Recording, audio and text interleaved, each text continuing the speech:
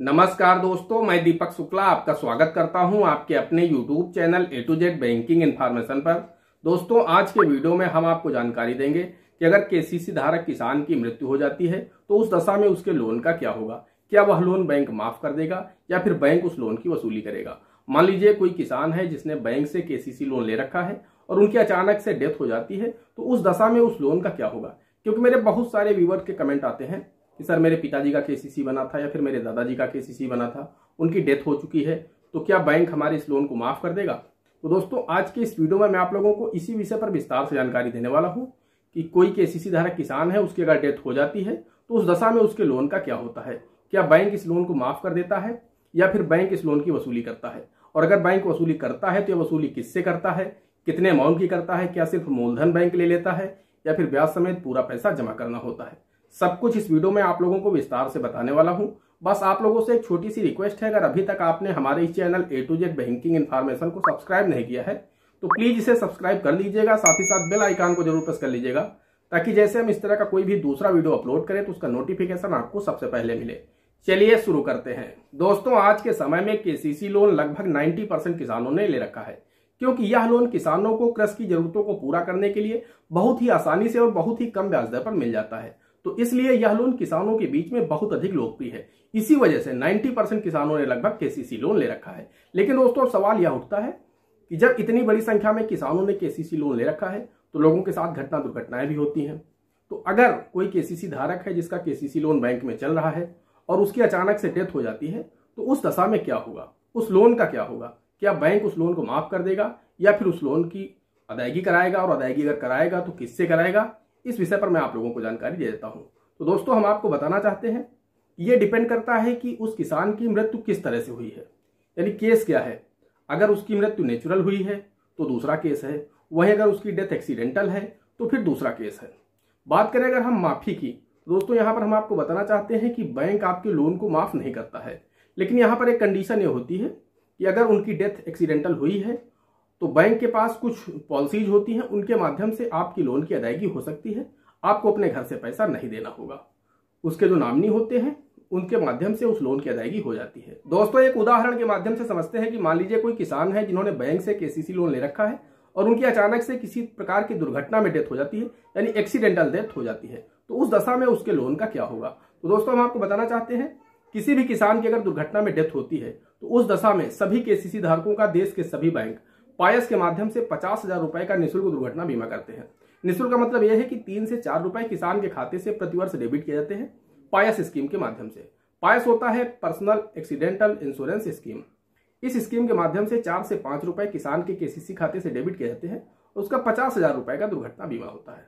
तो अगर डेथ दुर्घटना में हुई है तो उस दशा में उस केसीसी का जो भी नामिनी होगा उसको 50,000 रुपए का क्लेम मिलेगा पायस के माध्यम से।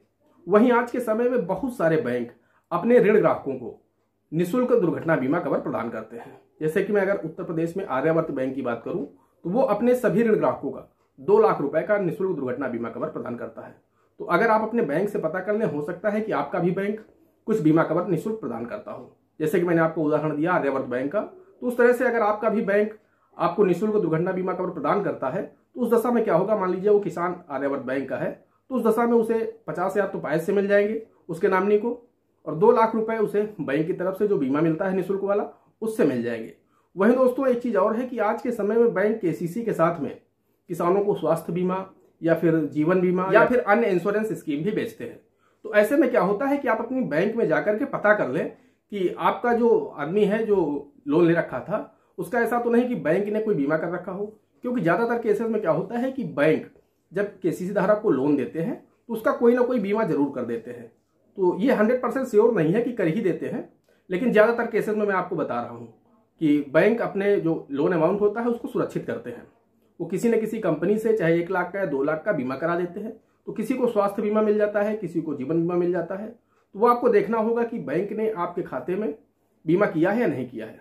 अगर किया है, मान लीजिए अगर 1 लाख रुपए का या 2 लाख रुपए का कोई और बीमा है जो कि पॉलिसी दे करके आपने करा रखी है बैंक के माध्यम से, तो फिर उसमें मान लीजिए 1 या 2 लाख रुपए आपको और मिल जाएंगे। तो उस दशा में आपको 3 से 4 लाख रुपए मिल जाएगा बैंक की तरफ से उनके नामिनी को। तो उसमें अगर आपका लोन 3 से 4 लाख रुपए से कम है तो आप उसी में उसकी अदायगी कर सकते हैं।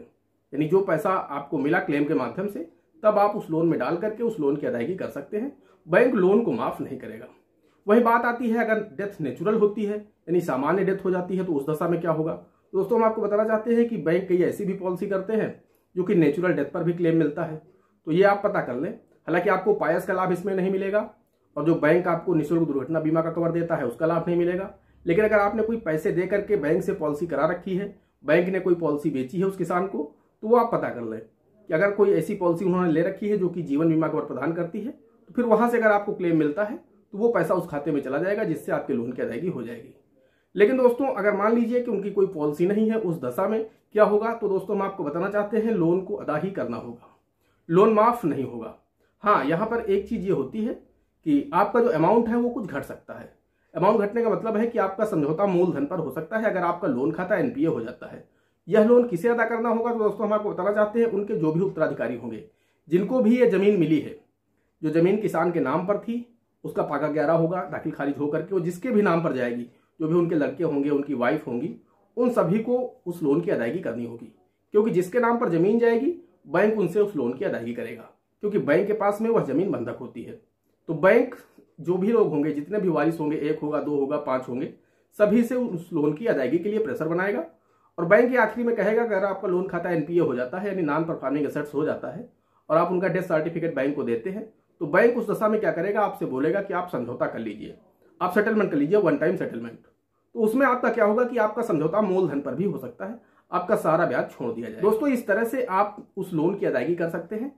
अगर किसान की डेथ हो जाती है तो लोन माफ बिल्कुल भी नहीं होगा, दिमाग से बात हटा दीजिए।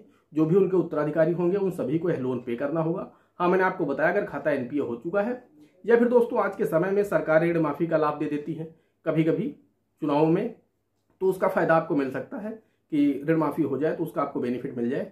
लेकिन यह कोई पर्टिकुलर सोल्यूशन नहीं है। पर्टिकुलर सोल्यूशन जो मैंने आपको बताया वो यही है कि आपको उस लोन को सेटलमेंट करना होगा अगर एनपीए है। अगर एनपीए नहीं है तो फिर आपको पूरा लोन जमा करना होगा। दोस्तों आशा करते हैं जानकारी पसंद आई होगी। अगर जानकारी पसंद आई हो तो प्लीज वीडियो को एक लाइक कर दीजिएगा। साथ ही साथ चैनल पर नए हैं, चैनल पर पहली बार आए हैं तो चैनल को सब्सक्राइब जरूर कर दीजिएगा। दोस्तों आज के वीडियो में इतना ही, मिलते हैं अगले वीडियो में किसी अगले इंटरेस्टिंग टॉपिक के साथ। तब तक के लिए जय हिंद, जय भारत।